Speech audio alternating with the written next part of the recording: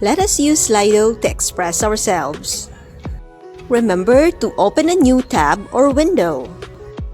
Go to sli.do or Slido.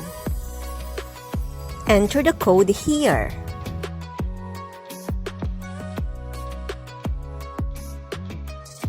Let us use the code 00080. Click the green arrow. And you're in. Welcome to Slido. Enter a word and click Send. Your response together with the responses of other participants will be shown on the screen. You may also add another response.